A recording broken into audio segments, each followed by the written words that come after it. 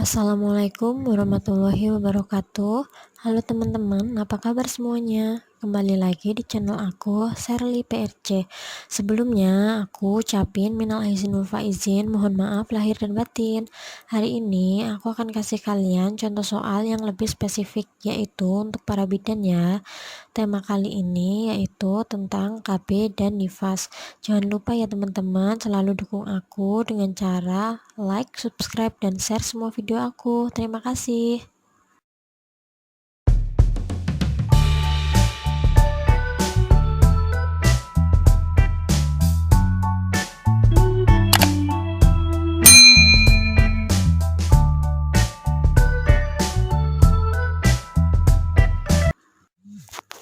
Soal pertama, Nyonya Reni, umur 24 tahun, datang ke bidan dengan keluhan panas dan pusing sudah 2 hari yang lalu. Nyonya Reni habis melahirkan anak yang kedua 6 hari yang lalu di bidan dengan jahitan perineum yang terasa nyeri. Keadaan bayi Nyonya Reni sehat. Dari hasil pemeriksaan fisik didapatkan tensi 110/70, suhu 39, respirasi 28 kali, nadi 88 kali, HB 11 gram. Tindakan yang dilakukan oleh bidan saat menjumpai kasus tersebut adalah A. Memberikan kompres air hangat, B. Memberikan paracetamol 3 kali 500 mg, C. Observasi kontraksi, D. Jawaban A dan B benar, E. Jawaban A dan C benar. Jawaban yang paling tepat adalah tindakan yang harus dilakukan bidan adalah D, yaitu memberikan kompres air hangat dan memberikan paracetamol 3 kali 500 mg. Dari soal yang di atas sama seperti soal nomor 1 ya teman-teman. Di sini pertanyaannya yaitu keadaan yang dialami Nyonya Reni tersebut yaitu A. Stres purpurium, B. Infeksi purpurium, C. Gejala purpurium, D. Proses purpurium, E. Adaptasi purpurium. Jawabannya adalah B. Infeksi purpurium, karena dilihat dari keadaan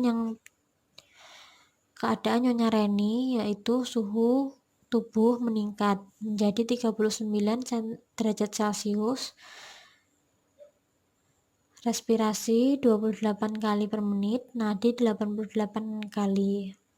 Jadi sehingga di situ diagnosis dari keadaan yang dialami Nyonya Reni disebut infeksi purpurium.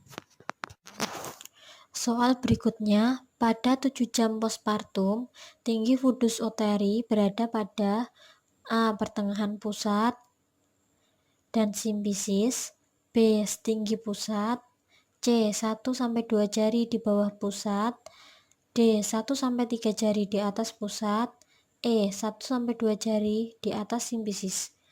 Jawabannya adalah C. 1-2 jari di bawah pusat.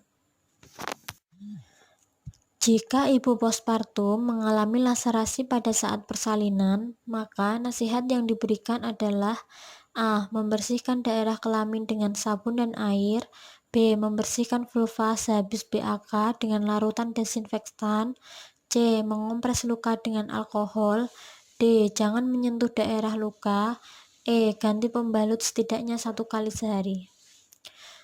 Jawaban yang paling tepat adalah D. Jangan menyentuh daerah luka. Soal berikutnya, massa nifas dikatakan abnormal apabila A. Tidak BAB selama 12 jam, B. Frekuensi BAK meningkat, C. ASI belum lancar setelah 2 jam postpartum, D. Kelelahan yang berlebihan, E. Pengeluaran pervaginam berbau. Jawaban yang paling tepat adalah E. Pengeluaran pervaginam yang berbau. Soal berikutnya, Nyonya Linda, 28 tahun, postpartum 8 jam yang lalu. Anak pertama, partus di rumah bersalin harapan bunda, mengeluh mules dan mengeluarkan darah pervaginam sedikit. ASI belum keluar, ibu merasa cemas dengan keadaannya. Dari hasil pemeriksaan, tidak ditemukan adanya kelainan pada payudara ibu. Usaha yang dapat dilakukan untuk memacu proses pengeluaran ASI pada kasus di atas adalah A. Tetap menyusui bayinya, B. B. Menghentikan pemberian ASI. C. Memompa payudara dengan breast pump. D. Mengompres payudara dengan air hangat. E. Menggunakan bra penyangga. Jawaban yang paling tepat adalah A. Tetap menyusui bayinya. Soal berikutnya, senam Kegel selama nifas perlu diberikan dengan tujuan A. Memperlancar sirkulasi darah. B. Mempercepat proses involusi uteri. C. Memperlancar produksi ASI. D. Mengencangkan otot-otot panggul. E. Semua jawaban benar. Dan jawabannya adalah tujuan dari senam Kegel yaitu semua jawaban benar, yaitu memperlancar sirkulasi darah, mempercepat proses involusi uteri, memperlancar produksi ASI, mengencangkan otot-otot panggul. Pada masa nifas, kadang-kadang klien mengalami kehilangan sensitivitas untuk BAK.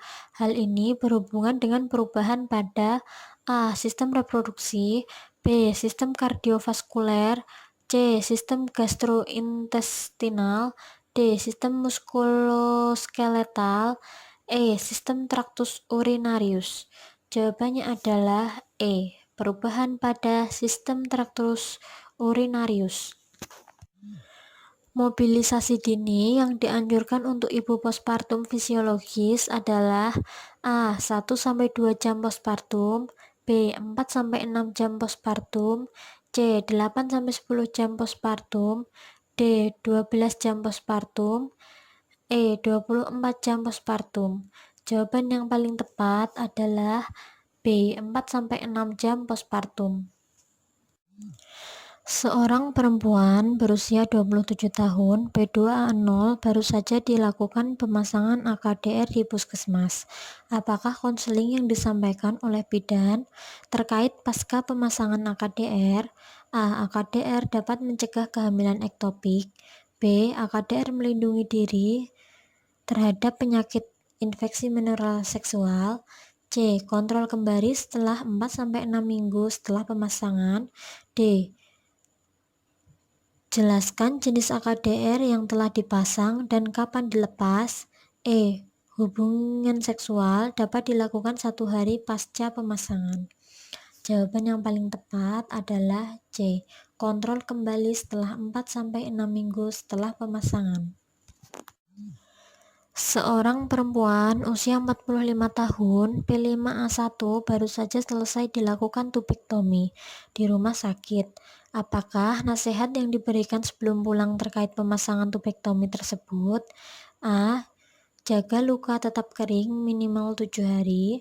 B. Kontrol ulang 4 minggu pasca tubektomi. C. Segera kontrol bila mengalami menstruasi. D. Boleh melakukan aktivitas seksual 2-3 hari setelah tubektomi. E. Lakukan pekerjaan secara bertahap sesuai dengan perkembangan pemulihan.